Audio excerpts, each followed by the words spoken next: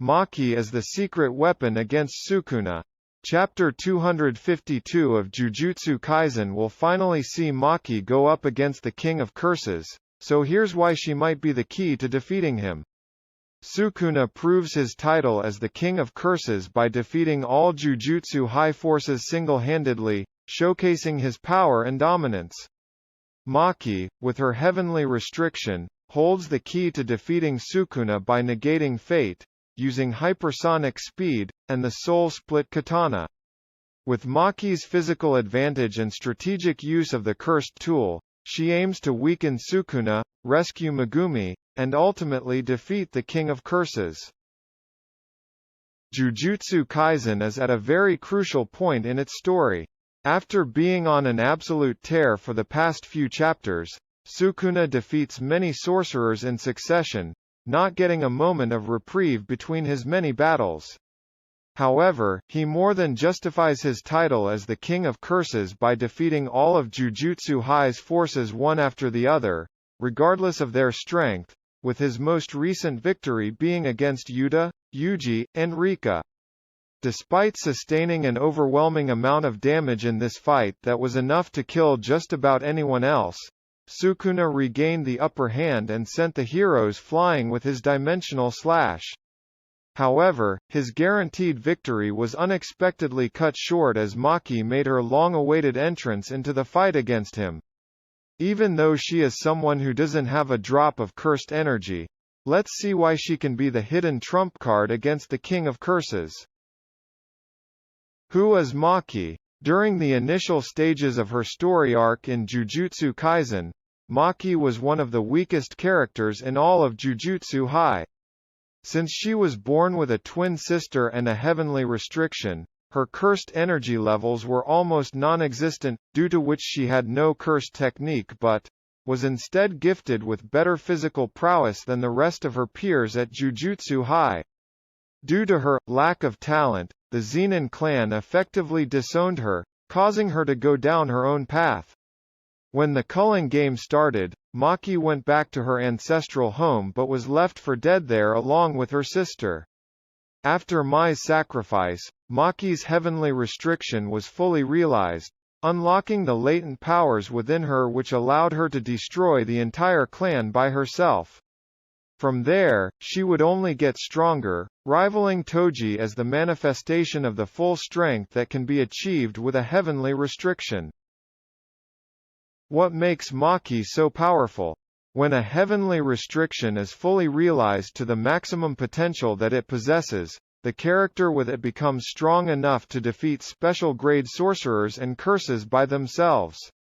This is most easily seen with Toji, as he was able to single-handedly take down both Satoru Gojo and Suguru Geto with ease, both of whom were considered to be the strongest characters in the entire Jujutsu world at that point. Maki and Toji both possess the ability to move at hypersonic speeds, which makes them appear like a blur to most people.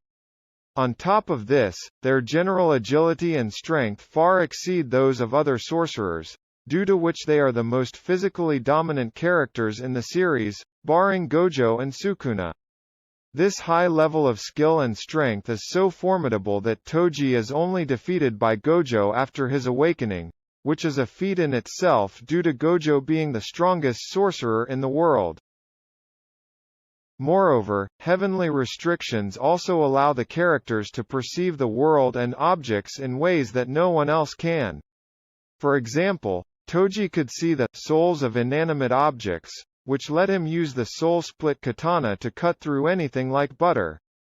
After Maki fully realized her powers, she could feel and see the movements of the air currents, which allowed her to react to Naoya's attacks at Mach 5 speeds. How Maki is the key to defeating Sukuna. Perhaps the biggest advantage to having a heavenly restriction is the fact that it lets a character escape fate. Since the world works through cursed energy and since every power is derived from it, only those who can somehow cast it aside are the only ones who can separate themselves from whatever fate is ordained to them by the unseen laws of Jujutsu society. Since Maki is completely free of any cursed energy, many of the rules that apply to others don't apply to her. For one, she is essentially a ghost, completely invisible from any sort of detection of cursed energy, which is the main reason she was able to sneak up on Sukuna and stab him through the back, much like what Toji did to Gojo in the Hidden Inventory arc. The greatest outcome of this power, however, is the fact that no barriers or domains can work on her. This was shown in her battle with Naoya, where she was able to simply walk into his domain from behind him and stab him, negating the sure hit effect of the domain in the process. Sukuna's malevolent shrine would typically pose a problem here due to its manifestation in the actual world and the many slashes firing everywhere constantly, but currently in the fight, he is still in no shape to pull it off. Moreover, due to Sukuna's currently weakened state after his many battles, Maki greatly holds the physical advantage over him. She and Toji are peerless in their physical prowess, so Maki can repeatedly damage Sukuna's body further to keep him in a weakened state until the rest of the sorcerers recuperate to get back into the fight. However, her real utility will shine with her use of the Soul Split Katana. Quite early on, it was revealed that the plan to fight Sukuna required the splitting of his soul and Megumi's. Maki's entrance seems to continue this plan despite Yuji's failure to retrieve Megumi's soul in Chapter 251, as the Soul Split Katana is a weapon that ignores the physical toughness of any object or person and targets the souls directly, and it is a weapon whose full potential can only be realized by the hand of someone with a heavenly restriction.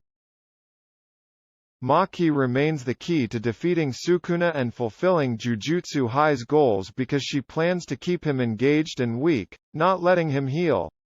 By using the special grade cursed tool on him, she can free Megumi from his damaged state and, in doing so, weaken Sukuna even more and get Megumi back into the fight. Due to Sukuna not being able to detect or keep up with her during the fight, Maki holds the key to defeating the King of Curses once and for all.